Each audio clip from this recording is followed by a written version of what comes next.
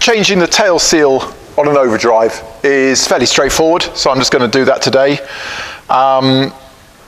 In honesty, the D-type Overdrive, which is what this one is, you can tell it's a D, not a J, because it's got a steel inspection cover on the side of the Overdrive, whereas a J-type Overdrive has an aluminium inspection cover on the bottom of the Overdrive. So this is a D-type, and they're always pretty leaky.